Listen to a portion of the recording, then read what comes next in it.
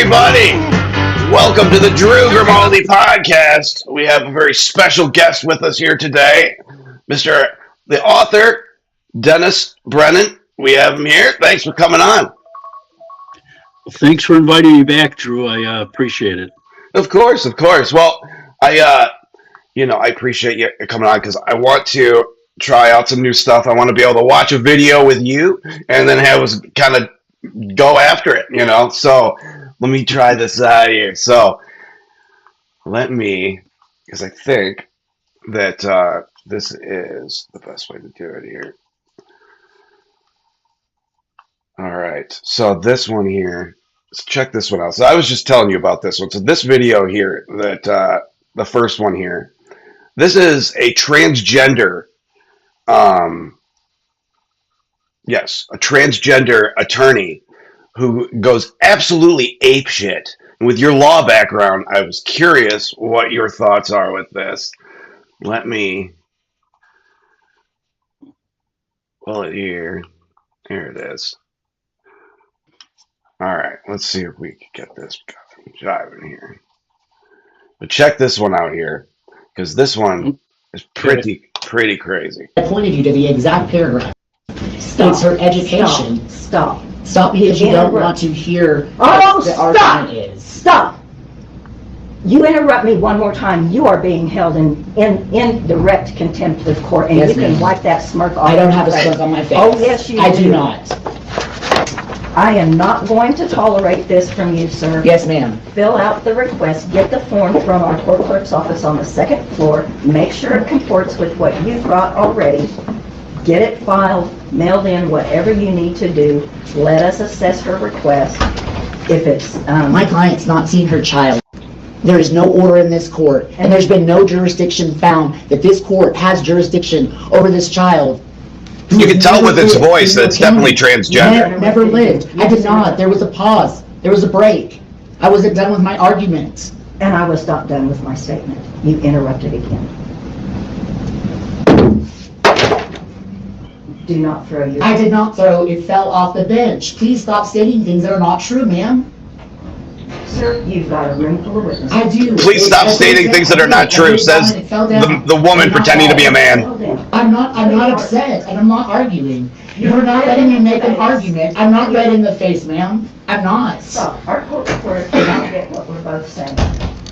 I am trying to make my argument. You interrupted my argument halfway through on an objection. It will get every available deputy in Yes, ma'am, I'm aware. It's happened to me before. It has. Yes. Because you're out of line in Yeah, court. I guess so. Okay.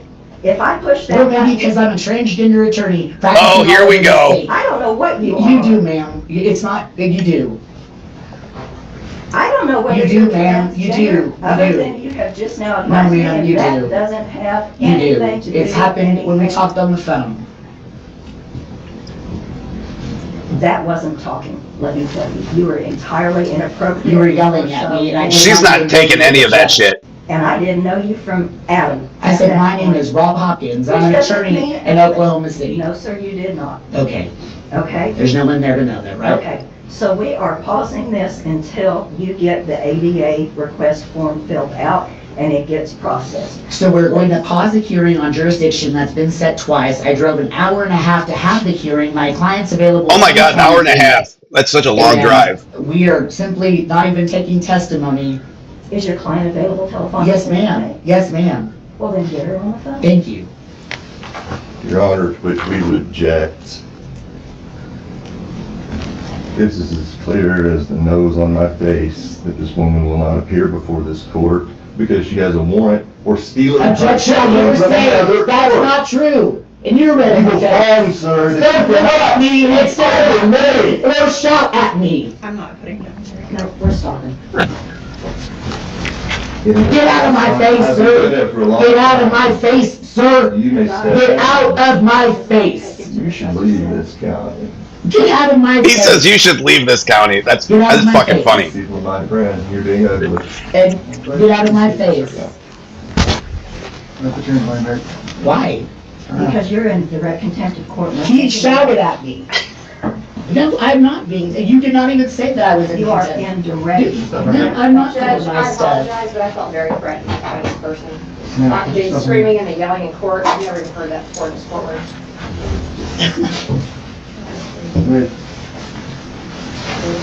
Do not hurt me. Do not hurt me. Hands on your back. Do not, you're throwing me over the, Stop resisting. I'm not resisting. Okay, put your hands on your back, stop resisting. You know exactly what's Why happening. don't you all walk that way? He's I resisting. can't walk, I'm being thrown down. Just settle down, walk that way. Go. Settle down, do not grab me. Do not grab me. What are you doing? What are you doing? What are you doing? You're hurting me. You're hurting me. You're resisting me. You don't kidding. You don't kidding. I can't breathe. I can't breathe. I can't breathe. I can't breathe. Put your hands on your I back. cannot breathe. I can't breathe. I can't breathe. I can't breathe. I can't breathe.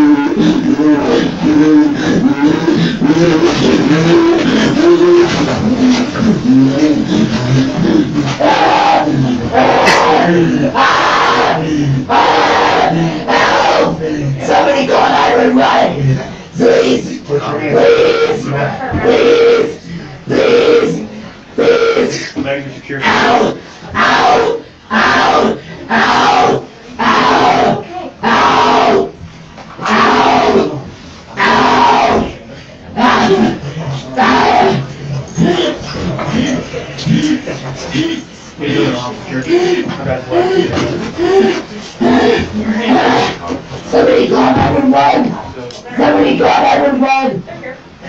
Somebody call Yeah, Go ahead, No! All right, I think we've had enough there. But yes. so, from your opinion, as as an attorney, even and as an author, so I just got to point out this one thing, right? Why do they always go to the "I can't breathe" or the all of that crap kind of? It's like, oh, I can't breathe, and then he Yeah. started saying, I want a female officer. Give me a female officer. Like, Right. I thought you were a guy. right? Yeah, the I can't breathe, I think, comes from the George Floyd arrest. Right. Yeah, and Everybody clearly knows tried to that. play into that group. But the other thing, too, is at the end, the transgender attorney started yelling, call 911, call 911. And I thought to myself, that's like these like ICE protesters. They're sitting there, that are saying, oh, well, call 911 if ICE is following you or something. Like call 911 on the law enforcement. Call law enforcement on the law enforcement that's doing their job. It makes no That's sense just to gonna me. put more guys there to put their knee on you. I don't understand that idea. Yeah, that attorney is going to have some problems. I mean, he said he was from Oklahoma, right? Yeah, So I'm not sure what's. you might not be able to point it right out. So this is one here. You got ex-CIA, Director Brennan here on this one. That they're trying to go back after him for some of the crimes. Let's see if I can get this one up here for us.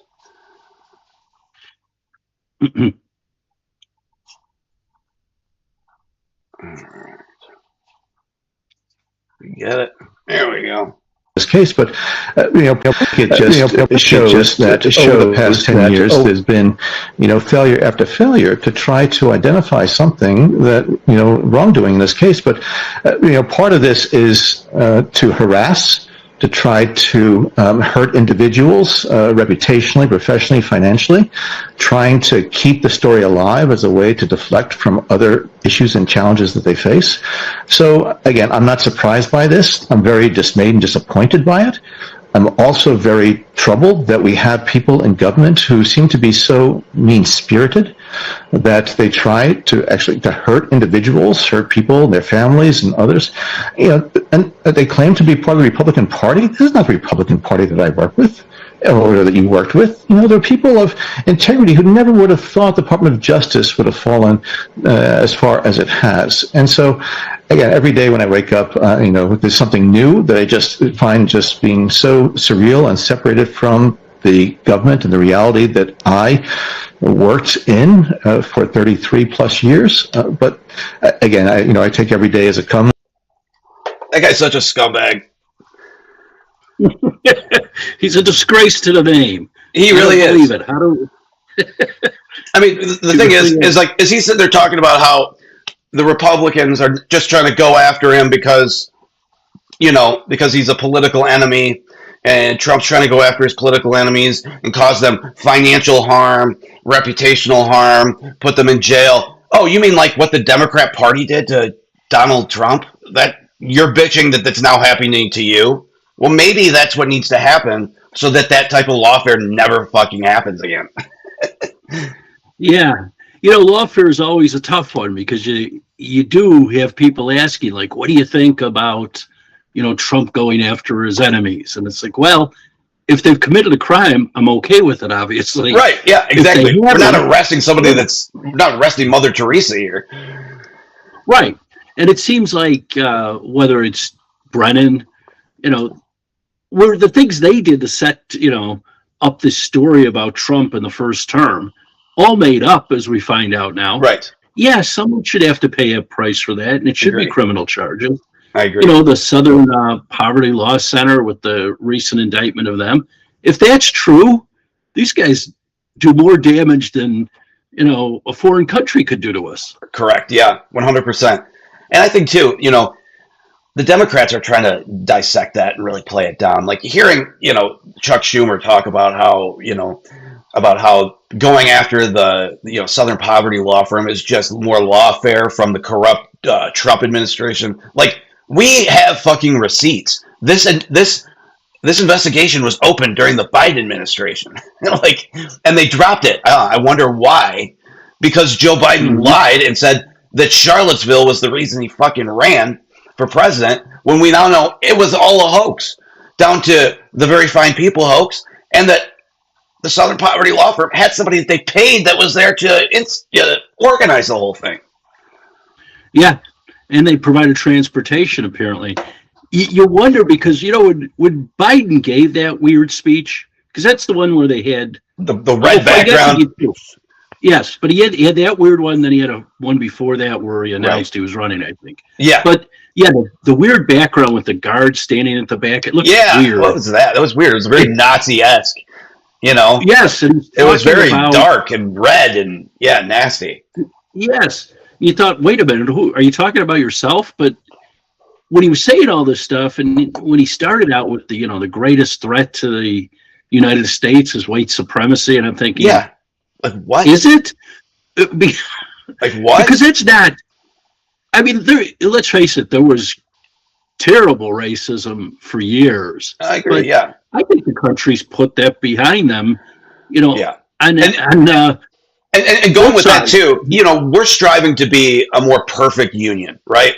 That's to say, we haven't always been perfect, and we're not perfect yet, but we strive to be a more perfect union.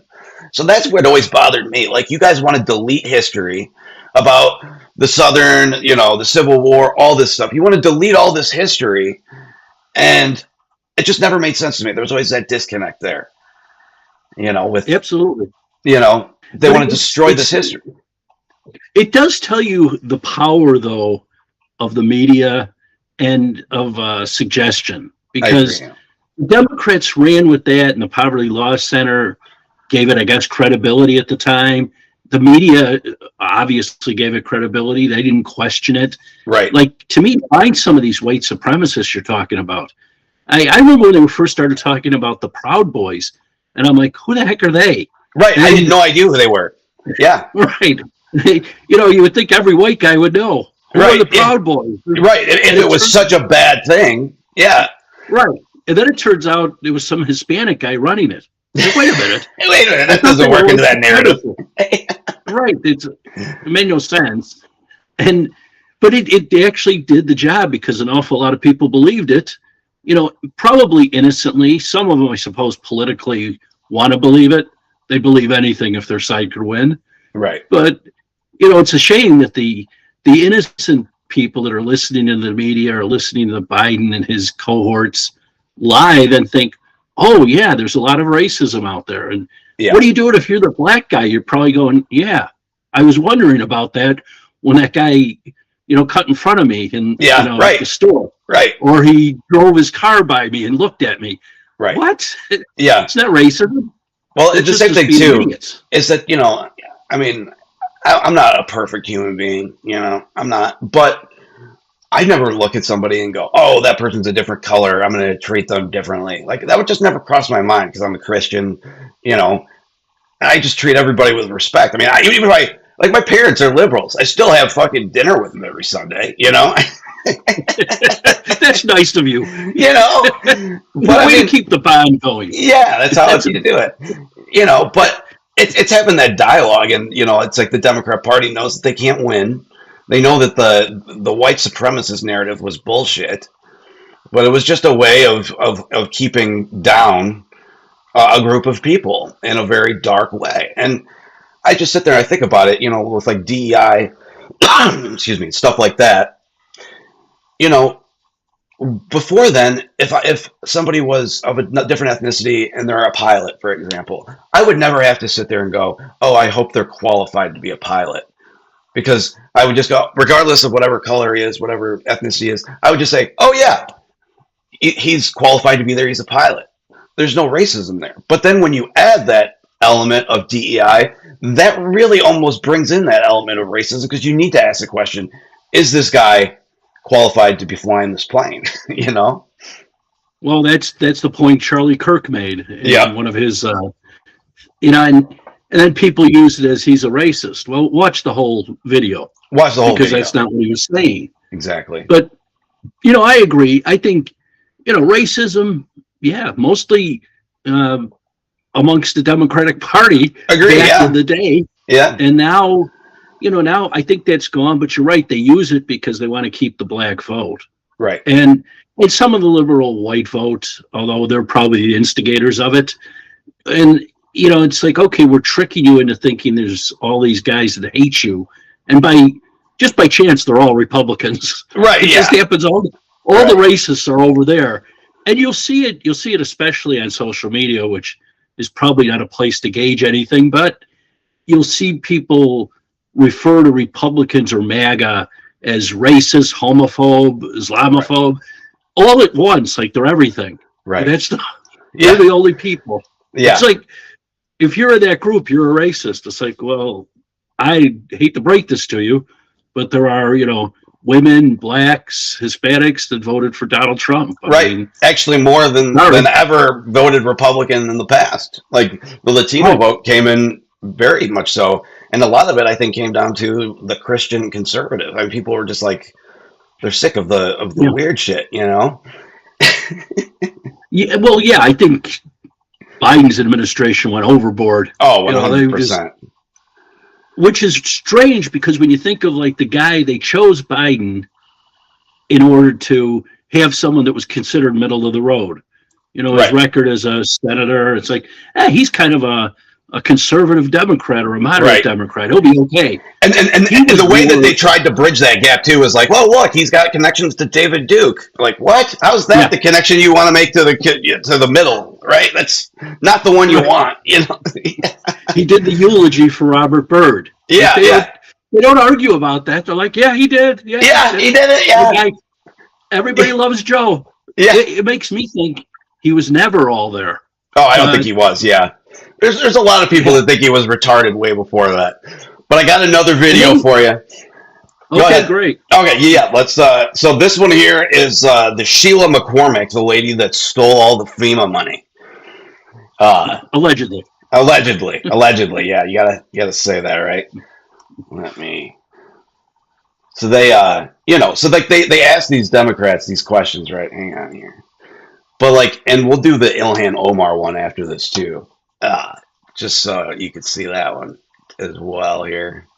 But check this out. This is craziness, and it's in its form here.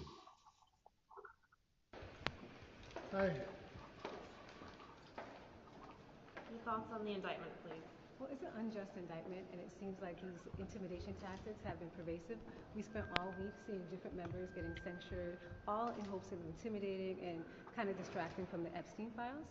And I look forward to my day in court so I can prove myself and actually state the truth. But if this is what Congress is becoming, where they're always trying to intimidate you, scare So for tactics, whatever reason, that one's super light in the audio.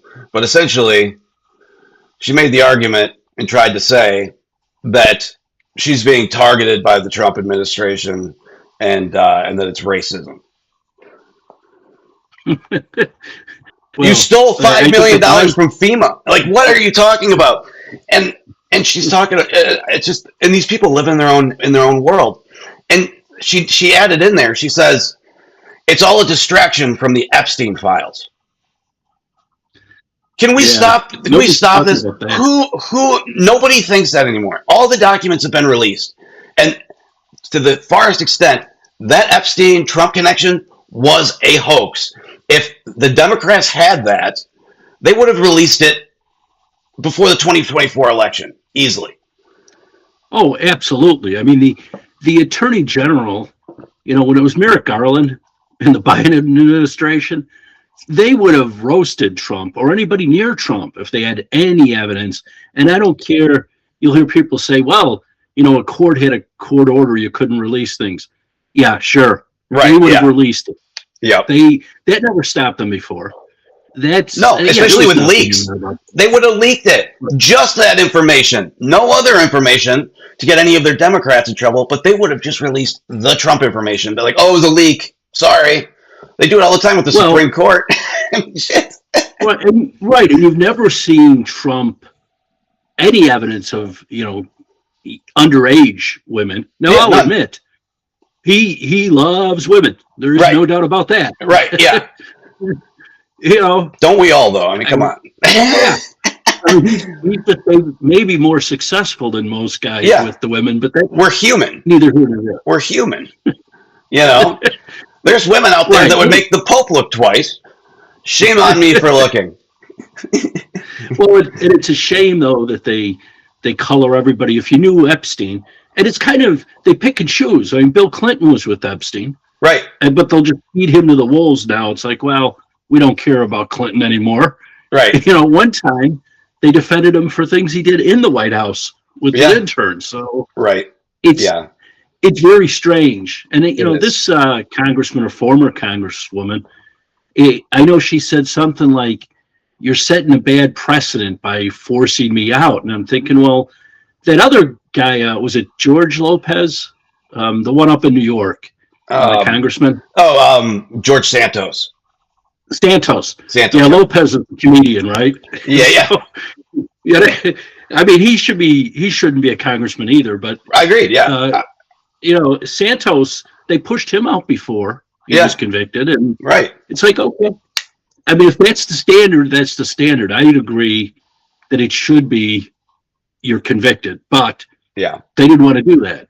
So did you hear this? Did you hear this story about this guy who he was one of the generals high up in the operation to get Nicolas Maduro, put money on Kelshi, stating that it would be a successful grab, and he made like $420,000, and now they're trying to go after him for that. And Anna Paulina Luna says, I'm going to have a little bit different of an opinion here. We should pardon him because members of Congress are insider trading like this all the time, and they're not being held accountable. So how are you going to hold this guy accountable? Now, there's other arguments that maybe it was national security secrets, but I still think that's an interesting point there, Yeah. First of all, I'm not a big gambler, so I don't know about all what you can and can't gamble on. So I'm never truly amazed when I hear, wait, you can gamble on that? Right, yeah. But that's truthfully great inside information, though. Like, 100%. Yeah. You know exactly what's going to happen. And you're like, well, I'm going to guess that there's going to be an indictment on this fella, and he's going to be, taken out of his country. What? We're going to capture him. What? I mean, the things you can gamble on. But yeah, I did read about that, and I thought, wow, that's amazing. I don't know if the idea is to pardon someone. Yeah. I think maybe we should enforce better laws against Congress if they're insider I think trading. so too. 100%. Let's go after them too. Yeah. Yeah. Let's not. I mean, I get it. You know, this military guy, kind of a dumb move. If that's It was what he really did, stupid. You know, what are you thinking? I guess you have that information, and maybe you're saying, "Hey, I can make a bundle on this." Yeah. But Yeah. that's the reason you signed an NDA, Right. and you've got to have a little loyalty to the whole thing. And is it worth going to jail for like 20 years? Probably not. Then you can't spend the money. Well, right, and you're not making any money in those 20 years. I don't, Right. And you're going to be out of the military. Oh, your whole life is ruined. It doesn't make sense. But yeah, I think the representative maybe should work on. Let's get the congressional people that have profited. We don't know. Of course, was it Omar, Representative Omar, where she made money, then lost money apparently. Yes, I was just about to go there. I actually have a video clip here, and then we'll get onto that. But yeah.